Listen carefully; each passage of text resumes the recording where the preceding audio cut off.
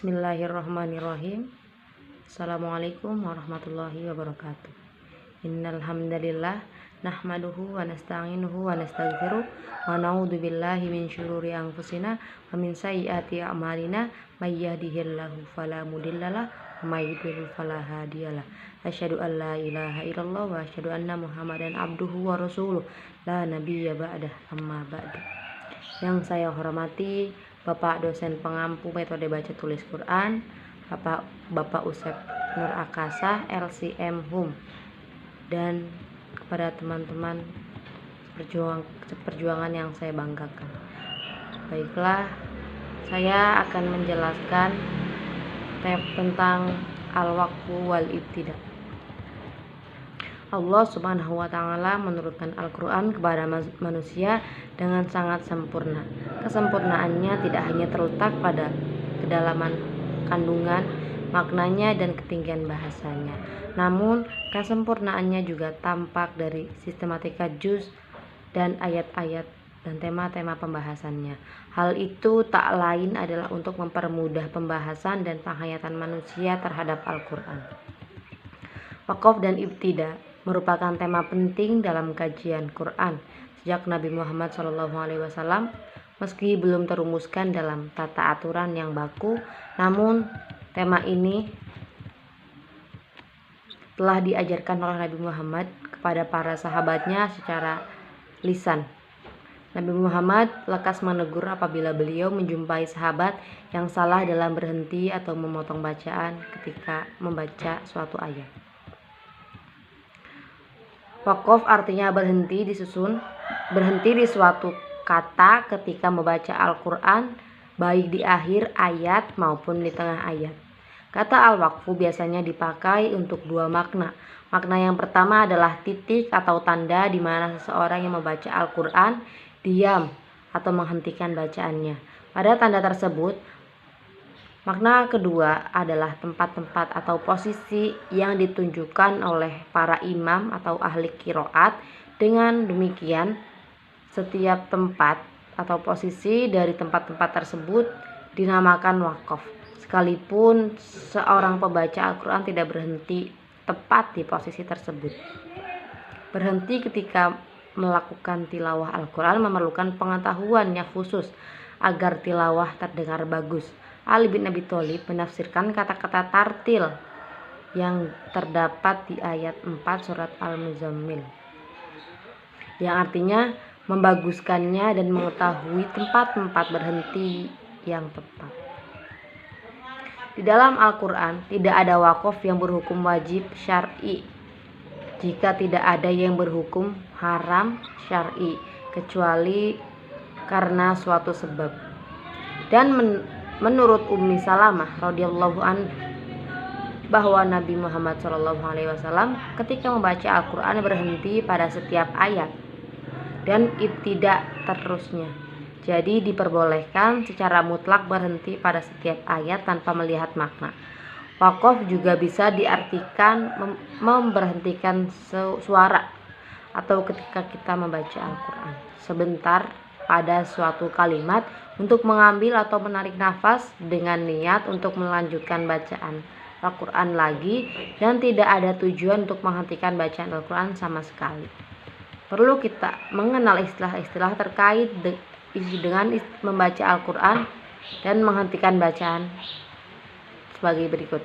Yang pertama yaitu iftitah, adalah pembukaan dalam pembacaan Al-Quran yang diawali dengan membaca isti'adzah, basmalah, atau diteruskan dengan membaca ayat. Yang kedua yaitu waqaf, adalah menghentikan bacaan atau suara sejenak pada akhir suku kata untuk mengambil nafas dengan maksud hendak melanjutkan bacaan pada ayat berikutnya. Yang ketiga yaitu ibtida. Ibtida adalah memulai bacaan kembali setelah waqaf dari awal suku kata pada ayat berikutnya. Yang keempat yaitu qat'i, adalah mengakhiri bacaan Al-Quran dengan memotong bacaan sama sekali, dan apabila hendak membuka bacaan kembali sesudah melakukan qat'i, disunahkan membaca isti'adzah lagi. Ibtida menurut bahasa yaitu bermula, dan menurut istilah yaitu menyambung bacaan semula sesudah menghentikan bacaan sementara karena bernafas. Ibtida adalah memulai bacaan kembali setelah waqaf dari awal suku kata pada ayat berikutnya. Aturan ibtida sama waqaf dalam macam-macamnya dan perbedaan-perbedaannya. Ada ibtida yang tam, kaf, hasan, dan qobih. Kalau waqafnya bisa tam atau kaf, ibtidanya terus itu juga bisa tam atau qaf. Kalau waqafnya qobih, ibtidanya harus mengulang dan memilih dari mana yang boleh dan baik, tidak cukup hanya asal mengulang. Pembagian waqaf. Waqaf dibagi menjadi 4, yaitu waqaf ikhtibari, ibtidori, ibtizari, dan ikhtiari. Waqaf ikhtibari, menguji atau mencoba. Maksudnya adalah waqaf yang dilakukan untuk menguji qori atau menjelaskan agar diketahui cara waqaf dan ibtida sebenarnya. Waqaf ini dibolehkan hanya dalam proses belajar mengajar, yang sebenarnya tidak boleh waqaf menurut kaidah ilmu tajwid.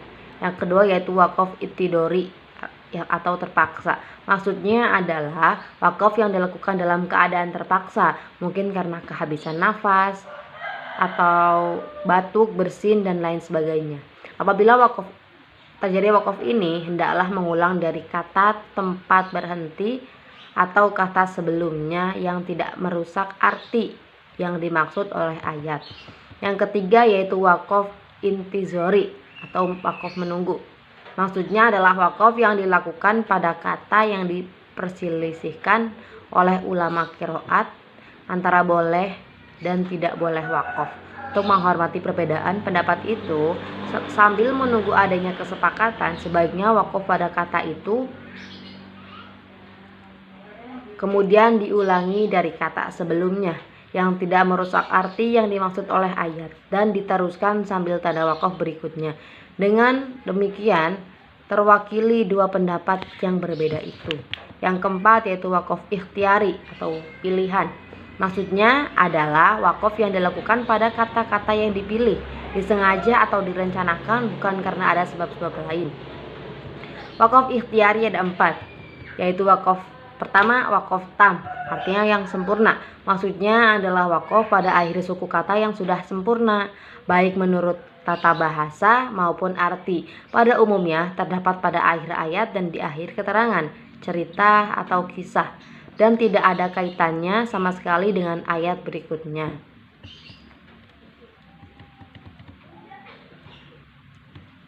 Yang kedua yaitu waqaf kafi atau waqaf cukup. Maksudnya adalah waqaf pada akhir suku kata yang menurut tata bahasa sudah dianggap cukup, tetapi dari segi arti, cerita atau kisah masih ada kaitannya dengan ayat berikutnya. Seperti dalam surat Al-Baqarah ayat 4-5. Kemudian waqaf hasan, artinya baik. Maksudnya adalah waqaf pada akhir suku kata yang sudah dianggap baik menurut tata bahasa, tetapi masih ada kaitannya dengan ayat berikutnya, baik dari segi arti maupun tata bahasa. Waqaf hasan ini hukumnya sudah boleh waqaf, sudah bisa difahami maknanya, tetapi ibtidanya harus mengulangi, kecuali kalau tepat akhir ayat, ibtidanya terus saja. Yang keempat yaitu waqaf qobih atau waqaf buruk. Maksudnya adalah waqaf pada kalam yang belum sempurna, artinya karena adanya keterkaitan dengan kata berikutnya baik secara lafal atau arti, sehingga menimbulkan arti yang tidak bagus, bahkan merusak. Waqaf ini tidak diperbolehkan kecuali karena darurat yang disebabkan nafas yang tidak kuat, bersin, menguap, dan lain sebagainya. Kemudian tanda-tanda waqaf. Waqaf pertama yaitu mim atau waqful lazim, tandanya meski berhenti. Yang kedua itu la waqaf, tidak boleh berhenti. Yang ketiga yaitu waqaf mutlak, tanda sempurna berhenti. Yang keempat, waqaf jaiz, tanda boleh berhenti dan boleh terus. Yang kelima yaitu mujawwaz, yang tanda boleh berhenti atau terus lebih baik. Yang keenam yaitu shod, waqfu murakhas, tanda diringankan atau diperbolehkan berhenti karena mempunyai nafas pendek, terus lebih baik.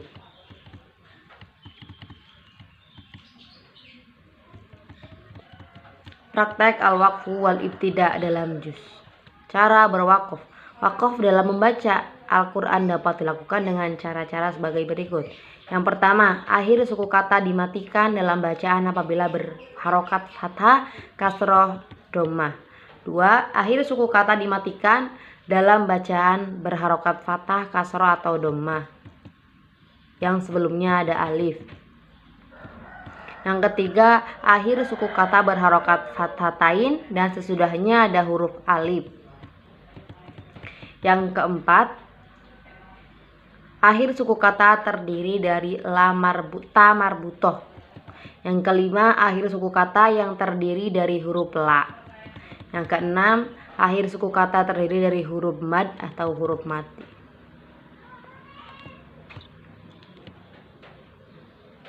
Baik, pengertian wakaf cukup sekian.